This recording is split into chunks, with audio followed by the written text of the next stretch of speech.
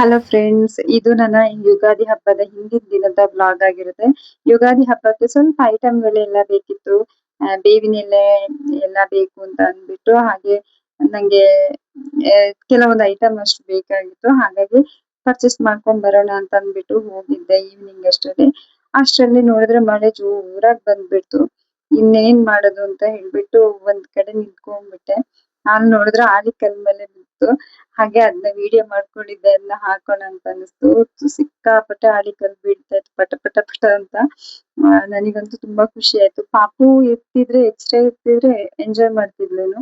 But ಅವಳು ಹಂಗೆ ನಡ್ಕೊಂಡ್ ಬರ್ತಾ ಇರುವಂಗೆ ಹಂಗೆ ಮಲಗ್ಬಿಟ್ಟಿದ್ದಾಳೆ. ಹಾಗಾಗಿ ನಾನು ಒಂದ್ ಕಡೆ ನಿಂತ್ಕೊಂಡ್ಬಿಟ್ಟೆ. ಅದಾದ್ಮೇಲೆ ನಾನು ಮಳೆ ಬಿಟ್ಮೇಲೆ ಮನೆಗ್ ಬಂದೆ ನಾನು. ಹಲೋ ಫ್ರೆಂಡ್ಸ್, ಹೇಗಿದ್ದೀರಾ ಎಲ್ರು ಚೆನ್ನಾಗಿದ್ದೀರಾ ಅಂತ ಭಾವಿಸ್ತೀನಿ. ಇದು ನನ್ನ ಯುಗಾದಿ ಹಬ್ಬದ ಬ್ಲಾಗ್ ಆಗಿರುತ್ತೆ. ಇವತ್ತು ಯುಗಾದಿ ಹಬ್ಬ ಸೆಲೆಬ್ರೇಷನ್ ಆಗ್ತಾ ಇದೆಯಲ್ಲ, ಹಾಗಾಗಿ ಇವತ್ತು ಏನಾದ್ರೂ ನೈವೇದ್ಯಕ್ಕೆ ಏನಾದ್ರೂ ಮಾಡ್ಕೊಳ್ಳೋಣ ಅಂತ. ಯೂಶುವಲಿ ಒಬ್ಬಟ್ಟು ಎಲ್ಲಾರು ಮಾಡ್ತಾರೆ, ಬಟ್ ನಂಗೆ ಅಷ್ಟೊಂದೆಲ್ಲ ಟೈಮ್ ಇಲ್ಲ. ಹಾಗಾಗಿ ಸಿಂಪಲ್ ಆಗಿ ಏನಾದ್ರು ಒಂದು ದೇವರಿಗೆ ನೈವೇದ್ಯಕ್ಕೆ ಏನಾದ್ರೂ ಮಾಡ್ಕೊಳ್ಳೋಣ ಅಂತ ಅಂದ್ಬಿಟ್ಟು ಮಾಡ್ಕೊಂತಾ ಇದ್ದೀನಿ. ಇಲ್ಲಿ ನಾನು ಕೇಸರಿ ಬಾತ್ ಮಾಡ್ಕೊಳ್ಳೋಣ ಅಂತ ಅಂದ್ಬಿಟ್ಟು ತುಪ್ಪ ಎಲ್ಲ ಕಾಯಿಸ್ಬಿಟ್ಟು ಅದಕ್ಕೆ ಇದು ಗೋಡಂಬಿ ದ್ರಾಕ್ಷಿನ ಹಾಕಿದ್ದೀನಿ. ಹಾಗೆ ಇಲ್ಲಿ ನಾನು ರವೆ ಹಾಕೊಂಡಿದ್ದೀನಿ, ರವೆನ ಹುರ್ಕೊಂಡಿದ್ದೀನಿ ಚೆನ್ನಾಗಿ. ರವೆ ಒಂದ್ ಸ್ವಲ್ಪ ಬ್ರೌನ್ ಕಲರ್ ಬರೋ ಹಾಗೆ ಹುರ್ಕೊಂಡಿದ್ದೀನಿ. ನಾನು ನಮ್ಮನೇಲಿ ಸಿಂಪಲ್ ಆಗಿ ಹಬ್ಬ ಆಚರಣೆ ಮಾಡೋದೇನು, ಅವರವರ ಅನುಕೂಲಕ್ಕೆ ತಕ್ಕಂತೆ ಅವರವರು ಆಚರಣೆಗಳನ್ನ ಮಾಡ್ತಾರೆ. ನಮ್ಮನೇಲಿ ನಾನು ಇಷ್ಟೇ ಸಿಂಪಲ್ ಆಗಿ ಮಾಡ್ತೀನಿ. ಹಾಗಾಗಿ ಇನ್ನು ಮುಂದೆ ಗೊತ್ತಿಲ್ಲ, ನಾವು ಸಿಂಪಲ್ ಆಗಿ ಗ್ರ್ಯಾಂಡ್ ಆಗಿ ಆಚರಣೆ ಮಾಡ್ತೀವ ಅನ್ನೋದಕ್ಕಿಂತ ಜಾಸ್ತಿಯಾಗಿ ಹಬ್ಬ ಆಚರಣೆ ಮಾಡ್ತೀವಿ ಅನ್ನೋದು ಮುಖ್ಯವಾಗುತ್ತೆ. ಹಾಗೆ ದೇವರಿಗೆ ಒಂದು ಪ್ರೀತಿಯಿಂದ ಭಕ್ತಿಯಿಂದ ಒಂದು ಏನಾದ್ರೂ ಒಂದು ಅರ್ಪಣೆ ಮಾಡೋಣ ಅಂತ ಅಷ್ಟೇ. ಅಷ್ಟರಲ್ಲಿ ಮಂಗ್ಳೂರ್ ಕಡೆ ಇರೋರಿಗೆ ಗೊತ್ತಿರುತ್ತೆ, ಏಪ್ರಿಲ್ 14ಗೆ ವಿಶು ಅಂತ ಆಚರಣೆ ಮಾಡ್ತೀವಿ ನಾವು. ಬಿಸು ಅಂತ ತುಳುವಲ್ಲಿ ಹೇಳ್ತೀವಿ, ವಿಶು ಅಂತ ಕನ್ನಡದಲ್ಲಿ ಹೇಳ್ತಾರೆ. ಅದನ್ನೇ ಹೊಸ ವರ್ಷ ಅಂತ ನಾವು ಆಚರಣೆ ಮಾಡ್ತೀವಿ. ನಾನಿಲ್ಲಿ ಬೆಂಗಳೂರಲ್ಲೇ ಇರೋದ್ರಿಂದಾಗಿ ನಾನು ಏಪ್ರಿಲ್ 14th ಗೊತ್ತಿಲ್ಲ, ನಾನು ಇಲ್ಲೇ ಇರ್ತೀನ ಊರಿಗೆ ಹೋಗ್ತೀನ ಅಂತ. ಹಾಗಾಗಿ ಇವಾಗ ಸದ್ಯಕ್ಕಂತೂ ಯುಗಾದಿ ಹಬ್ಬದ ಟೈಮಲ್ಲಿ ನಾನು ಎವ್ರಿ ಟೈಮ್ ದೇವ್ರಿಗೆ ಒಂದು ಪ್ರೀತಿಯಿಂದ ಏನಾದ್ರೂ ಒಂದು ಅರ್ಪಣೆ ನನ್ನ ಖುಷಿಗೋಸ್ಕರ ಮಾಡ್ತೀನಿ ನಾನು ಎವ್ರಿ ಟೈಮು. ಈ ಹಂತಕ್ ಬಂದಾಗ ನಾನು ತುಪ್ಪ ಹಾಕೊಂಡಿದೀನಿ ಇಲ್ಲಿ. ಇದು ಏನಂತಂದ್ರೆ ಇದು ಚೆನ್ನಾಗಿ ಒಂಥರ ಗಟ್ಟಿ ಆಗ್ಬೇಕು. ಇಲ್ಲಿ ನಾನು ಬನಾನಾನ ಹಾಕೊಂತೀನಿ ಈ ಹಂತದಲ್ಲಿ. ಶುಗರ್ ಎಂಡಲ್ಲಿ ಹಾಕೊಂತೀನಿ ಯಾವಾಗ್ಲೂ ನಾನು, ಯಾಕಂತಂದ್ರೆ ಇಲ್ಲಾಂದ್ರೆ ರವೆ ಬೇಯಲ್ಲ ಅಂತ ಅಂದ್ಬಿಟ್ಟು ಶುಗರ್ನ ನಾನು ಫಸ್ಟ್ ಅಲ್ಲಿ ಹಾಕಲ್ಲ. ನಾನು ಇದ್ರ ನಡುವೆ ಶುಗರ್ ಹಾಕೋಕ್ಕಿಂತ ಮುಂಚೆ ನಾನು ಬನಾನಾನು ಹಾಕಿದೀನಿ, ಅದ್ನೇನು ಕ್ಲಿಪ್ಪಿಂಗ್ಸ್ ಹಾಕಕ್ ಹೋಗಲ್ಲ ಅಷ್ಟೇ. ಲಾಸ್ಟಿಗೆ ಎಂಡಲ್ಲಿ ನಾನು ದ್ರಾಕ್ಷಿ ಮತ್ತೆ ಗೋಡಂಬಿ ಹಾಕೊಂಡಿದೀನಿ ಅಷ್ಟೇ. ನಾನು ಉಪ್ಪೆಲ್ಲ ಏನು ಹಾಕಲ್ಲ, ಅದೇ ನೈವೇದ್ಯಕ್ಕಾಗಿರೋದ್ರಿಂದ ನಾನು ಏನಕ್ಕೂ ಹಾಕಿಲ್ಲ. ಇವತ್ತು ಬಾಪುದು ಎಣ್ಣೆ ಸ್ನಾನ ಆಯ್ತು. ಎಣ್ಣೆ ಸ್ನಾನ ಮಾಡಿಸಿ ನೋಡಿ, ಅವಳು ಸ್ವಲ್ಪ ತಲೆ ಚೆಂಡು ತೆಗಿಯಕ್ಕೆ ಬಿಡ್ತಾ ಇಲ್ಲ. ಒದ್ದೆ ಇದ್ರೂನು ಪರವಾಗಿಲ್ಲ ಅಂತ ಅನ್ನೋ ರೀತಿಲಿ ಒದ್ದೆನೆ ತೆಗಿಯಕ್ ಬಿಡ್ತಾ ಇಲ್ಲ. ಒಂಥರ ಏನಂದ್ರೆ ಈ ಮಕ್ಳಾದ ನಂತರ ಹಿಂಗೆ ಆಗುತ್ತೆ ಅನ್ಸುತ್ತೆ. ಎಷ್ಟೇ ಏನೇ ಮಾಡಿದ್ರು ಅವರಿಗೋಸ್ಕರ ನಾವು ತಾಳ್ಮೆಯಿಂದ ಕುತ್ಕೋಬೇಕು ಅನ್ಸುತ್ತೆ. ಅವರ ಮೂಡಿಗೆ ತಕ್ಕಂಗೆ ನಮ್ ಮೂಡ್ ಇರ್ಬೇಕು ಅನ್ಸುತ್ತೆ. ಇದಾದ್ಮೇಲೆ ಎಲ್ಲ ಆಯ್ತು. ಇದೊಂದು ಕೌಂಟಿಂಗ್ ಮಿಷಿನ್ ಅಂತ ಹೇಳ್ತಾರೆ, ಅಂದ್ರೆ ಅದು ನಂಬರ್ಸ್ ಕೌಂಟಿಂಗ್ ಆಗೋದು. ಅದನ್ನ ಹಿಡ್ಕೊಂಡು ಆಟಾಡ್ತಾ ದೇವ್ರ ಪೂಜೆಗೆಲ್ಲ ರೆಡಿ ಮಾಡ್ಕೊಂಡೆ. ಆಮೇಲೆ ನಾನು ರೆಡಿ ಮಾಡಿ ಬಿಟ್ಟು ನಾನ್ ರೆಡಿ ಆಗಿರ್ಲಿಲ್ಲ, ಹಾಗಾಗಿ ನಾನು ರೆಡಿ ಮಾಡಿ ಪಾಪುನ ಫಸ್ಟ್ ರೆಡಿ ಮಾಡ್ಸಿದೆ. ಯಾಕಂತಂದ್ರೆ ಅವಳನ್ನ ರೆಡಿ ಮಾಡ್ಸಿದ್ರೆ ನನಗ್ ರೆಡಿ ಆಗಕ್ಕಾಗಲ್ಲ. ಅವಳು ಜೊತೆಗೆ ಇದ್ದಾಳಲ್ಲ, ಸ್ವಲ್ಪ ಲೇಟ್ ಆಗುತ್ತೆ. ಯಾಕಂತಂದ್ರೆ ಅವಳಿಗೆ ಏನಾದ್ರೂ ಐಟಮ್ ಅದು ಇದು ಅಂತ ಬೇಕಾಗುತ್ತೆ, ಅದನ್ನ ತಗೊಂಡ್ ಬಂದ್ ಕೊಡ್ಬೇಕು ಹಾಗೆ ಹೀಗೆ ಅಂತ. ಆಕ್ಚುಲಿ ಈ ಬಟ್ಟೆಗೆ ಅವಳಿಗೆ ಒಂದು ಕೋಟ್ ಬಂದಿದೆ, ಬಟ್ ನಾನ್ ಇವತ್ತು ಶೆಕೆ ಇರುತ್ತೆ ಅಂತ ಹೇಳಿ ಹಾಕ್ಸಿಲ್ಲ ಏನು. ಒಂದು ಬಟ್ಟೆ ಮಾತ್ರ ಸಾಕು ಅಂತ ಅಂದ್ಬಿಟ್ಟು ಬಿಟ್ಟಿದೀನಿ. ಇನ್ನೊಂದ್ಸಲ ಯಾವತ್ತಾದ್ರೂ ಹಾಕಿದಾಗ ತೋರಿಸ್ತೀನಿ. ಇದಕ್ಕೊಂದು ಕೋಟ್ ಬಂದಿದೆ, ನಾನು ತೋರ್ಸಿದೀನಿ ಲಾಸ್ಟ್ ಟೈಮ್ ನಾನು ಬರ್ಡೇದು ಗಿಫ್ಟ್ ಓಪನ್ ಮಾಡುವಾಗ ತೋರ್ಸಿದೀನಿ. ಇದು ನಮಗೆ ಎದುರುಗಡೆ ಶಾಪ್ ಇದೆ, ಪೇಪರ್ ಶಾಪ್, ಅವರು ಕೊಟ್ಟಿರೋದು ಪಾಪುಗೆ. ಅದಕ್ಕೆ ಸುಮ್ನೆ ಹೊಸ ಬಟ್ಟೆ ಏನಕ್ಕೆ ತೆಗಿಯೋದು ಅಂತ ಅಂದ್ಬಿಟ್ಟು ಅದನ್ನೇ ಮಕ್ಕಳಿಗೆ ಕ್ಯೂರಿಯಾಸಿಟಿ ಜಾಸ್ತಿ ಅನ್ಸುತ್ತೆ ಅಲ್ವಾ.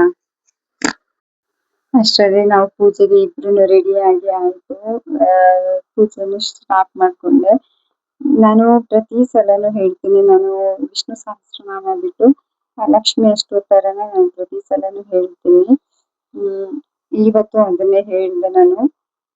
ಅಷ್ಟೇ ಮತ್ತೆ ಪಾಪುಗೆ ಅವಳು ಅಲ್ಲಿ ನೈವೇದ್ಯಕ್ಕೆ ಅಂತ ಇಟ್ಟಿದ್ದೆ ಹಣ್ಣು ಹಂಪಲು ಅದನ್ನ ಅವಳು ಒಂದ್ ತಗೊಂಡ್ಳು. ಇನ್ನೇನ್ ಮಕ್ಳು ಏನೇ ಮಾಡಿದ್ರು ದೇವ್ರ ಕ್ಷಮೆ ಇರುತ್ತೆ ಅಂತೆ. ಹಾಗಾಗಿ ನಾನು ಅವಳು ತಗೊಂಡ್ಲಲ್ಲ ಸುಮ್ನೆ ಎಳ್ದಾಡಕ್ ಹೋಗ್ಲಿಲ್ಲ, ಗಲಾಟೆ ಮಾಡ್ಬಿಡ್ತಾಳೆ ಅಂತ ಅಂದ್ಬಿಟ್ಟು ಸುಮ್ನಾದೆ.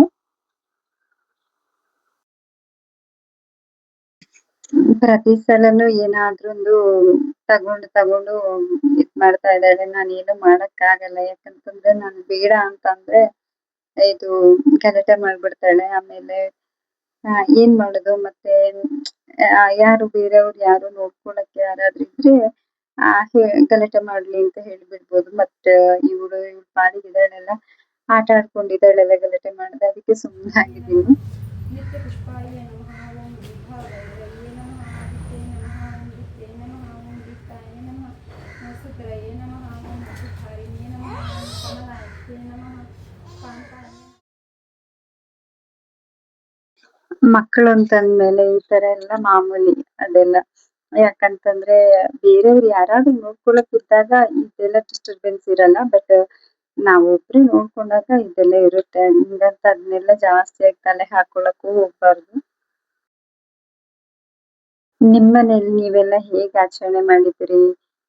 ನಾವಂತೂ ತುಂಬಾ ಸಿಂಪಲ್ ಆಗಿ ಆಚರಣೆ ಮಾಡಿದ್ವಿ ಅಂತಲೇ ಹೇಳ್ಬೋದು. ಪ್ರತಿಯೊಬ್ಬರ ಮನೆಯಲ್ಲೂ ಆಚರಣೆ ಮಾಡ್ಬೇಕು ಅಂತ ಆಸೆ ಇರುತ್ತೆ. ಆಚರಣೆ ಮಾಡೇ ಮಾಡ್ತೀವಿ. ಇದು ಮೊದಲ ಹಬ್ಬ ಆಗಿರೋದ್ರಿಂದ, ನಮ್ಮ ಪಂಚಾಂಗದಲ್ಲಿ ಮೊದಲ ಹಬ್ಬ ಆಗಿರೋದ್ರಿಂದ ತುಂಬಾ ಚೆನ್ನಾಗಿ ಆಚರಣೆ ಮಾಡ್ತೀವಿ ಕೂಡ ನಾವು.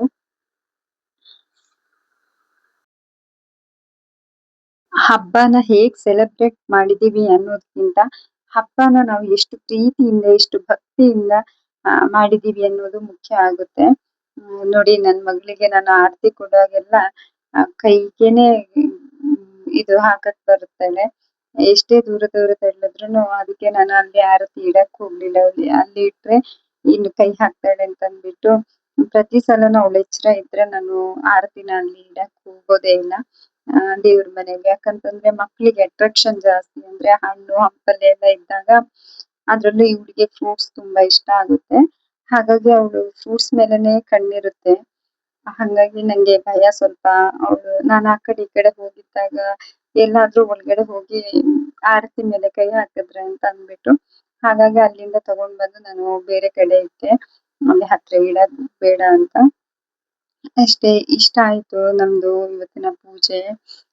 ಸಿಂಪಲ್ ಆಗಿ ಬೇವು ಬೆಲ್ಲ ಕೊಟ್ಟೆ, ಅದು ಕ್ಯಾಪ್ಚರ್ ಆಗಿಲ್ಲ. ಅದಾದ್ಮೇಲೆ ಪಾಪುಗೆ ಸ್ವಲ್ಪ ಬೇವು ಬೆಲ್ಲ ಕೊಟ್ಟಿದೀನಿ. ಯಾಕಂದ್ರೆ ಅವಳ ಲೈಫ್ನು ಅಷ್ಟೇ ತುಂಬಾ ಹಸಿರಾಗಿರ್ಲಿ ಅಂತ ನಿಮ್ಮೆಲ್ಲರೂ ಆಶೀರ್ವಾದ ಮಾಡಿ.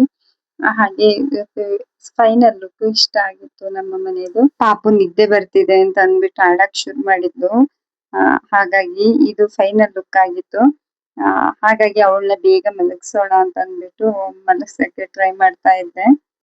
ಅದಾದ್ಮೇಲೆ ನಾವು ಟೆಂಪಲ್ಗೆ ಹೋದ್ವಿ. ಅಂದ್ರೆ ರಾಘವೇಂದ್ರ ಸ್ವಾಮಿ ಟೆಂಪಲ್ಗೆ. ಇದು ಇವಾಗಷ್ಟೇ ಟೆಂಪ್ರವರಿಗೆ ಕಟ್ಟಿದ್ದಾರೆ ಇದು. ಅದು ಆಲ್ರೆಡಿ ಓಲ್ಡ್ ಮಠ ಇತ್ತು ಇಲ್ಲಿ. ಅದನ್ನ ಡೆಮಾಲಿಷ್ ಮಾಡಿ ಹೊಸದಾಗಿ ಕಟ್ಟಿಸ್ತಾ ಇದ್ದಾರೆ. ಅದಾದ್ಮೇಲೆ ಮಧ್ಯಾಹ್ನ ಇಲ್ಲಿ ನನ್ಗೆ ಓನರ್ ಆಂಟಿ ಪಾಯಸ ಮತ್ತೆ ಮಾವಿನಕಾಯಿ ಚಿತ್ರಾನ್ನ ಕೊಟ್ರು. ಹಂಗೆ ಅದನ್ನ ತಿನ್ಕೊಂಡ್ವಿ ಮಧ್ಯಾಹ್ನ. ನಾನು ಮಾಡಿದ್ದೆ ಸ್ವಲ್ಪ ಕೇಸರಿ ಬಾತ್ ಇತ್ತಲ್ಲ, ಮತ್ತೆ ಸ್ವಲ್ಪ ಅನ್ನ ರಸಂ ಮಾಡ್ಕೊಂಡಿದ್ದೆ. ಆಮೇಲೆ ಒಂದು ಪಲ್ಯ ಮಾಡ್ಕೊಂಡಿದ್ದೆ ಅಷ್ಟೇ. ಅದಾದ್ಮೇಲೆ ನೋಡಿ ಈವ್ನಿಂಗ್ ಸ್ವಲ್ಪ ಇವತ್ತೇನಂದ್ರೆ ಮೀಶೋದಲ್ಲಿ 2 ಬಾಕ್ಸ್ ಬಂತು ಅಂತಂದ್ರೆ ಸ್ಟೋರೇಜ್ ಬಾಕ್ಸ್ ಬುಕ್ ಮಾಡಿದ್ದೆ ನಾನು. ನಮ್ದು ಸ್ವಲ್ಪ ಸ್ಟೋರೇಜ್ ಕಮ್ಮಿ ಎಲ್ಲ ಇದೆ. ಹಾಗಾಗಿ ಸ್ಟೋರೇಜ್ ಬಾಕ್ಸ್ ಮಾಡಿದ್ದೆ.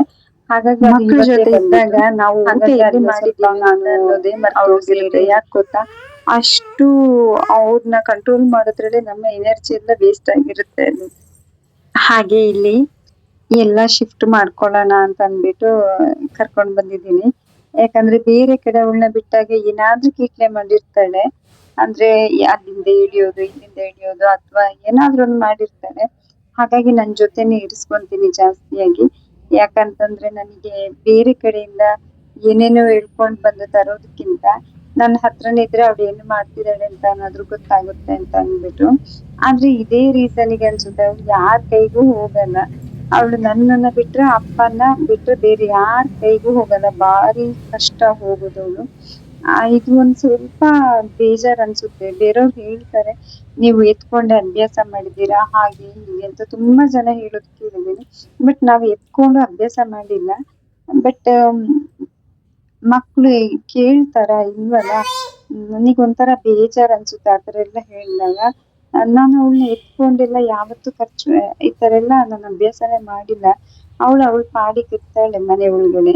ಮನೆ ಹೊರಗಡೆ ಹೋದಾಗೆಲ್ಲ ನನ್ನನ್ನೇ ಅವಳು ಹೆಚ್ಚಾಗಿ ಅಂಟ್ಕೊಂಡಿರ್ತಾಳೆ. ಹಸ್ಬೆಂಡ್ನು ಅಷ್ಟು ಇದ್ ಮಾಡಲ್ಲ. ಬಟ್ ನನ್ನನ್ನ ತುಂಬಾ ಹಚ್ಕೊಂಡಿರ್ತಾಳೆ. ಇದೊಂಥರ ಬೇಜಾರ್ ಅನ್ಸುತ್ತೆ ಹೊರಗಡೆ ಹೋದಾಗ ಹೇಳೋದು ಎಲ್ಲ ಕೇಳಿದಾಗ. ಆಮೇಲೆ ಅನ್ಕೊಂತೀನಿ ಹೋಗತ್ತಾ ಅವರು ನನ್ನೆಲ್ಲ ಏನು 24 ಗಂಟೆ ವಾಚ್ ಮಾಡ್ತಾರ? ಇಲ್ಲ ತಾನೆ. ನಾನೇ ನನ್ ಮಗಳನ್ನ ನೋಡ್ಬೇಕು, ಇನ್ಯಾರ್ ನೋಡ್ಕೊಂತಾರೆ? ಅವ್ರು ಇಲ್ಲ ಅಂದ್ರೂನು ಹೇಳಿದ್ರು ಹೇಳ್ದೇ ಇದ್ರು ನಾನೇ ನೋಡ್ಕೋಬೇಕು ಅಂತ ಅನ್ಕೊಂಡು ಸುಮ್ನಾಗ್ತೀನಿ. ಸೊ ಹಾಗಾಯ್ತು. ಈ ಯುಗಾದಿ ಹಬ್ಬದ ವ್ಲಾಗ್ ಇಲ್ಲಿ ಎಂಡ್ ಮಾಡ್ತಾ ಇದ್ದೀನಿ. ನಿಮಗೆ ಈ ವ್ಲಾಗ್ ಇಷ್ಟ ಆಯ್ತು ಅಂತಂದ್ರೆ ಲೈಕ್ ಮಾಡಿ, ಶೇರ್ ಮಾಡಿ, ಕಮೆಂಟ್ ಮಾಡಿ. ಸಬ್ಸ್ಕ್ರೈಬ್ ಮಾಡ್ಕೊಳ್ಳದೆ ಇರುವವರು ಸಬ್ಸ್ಕ್ರೈಬ್ ಮಾಡ್ಕೊಂಡು ನೋಡಿ. ಹಾಗೆ ಎಲ್ಲರಿಗೂ ಯುಗಾದಿ ಹಬ್ಬದ ಹಾರ್ದಿಕ ಶುಭಾಶಯಗಳು.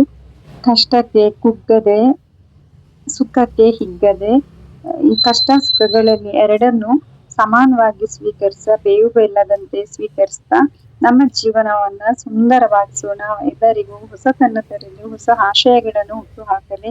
ಈ ಯುಗಾದಿ ಹಬ್ಬವು ಪ್ರತಿಯೊಬ್ಬರ ಬಾಳಿನಲ್ಲಿ ಒಳ್ಳೇದೇ ಮಾಡಲಿ. ಥ್ಯಾಂಕ್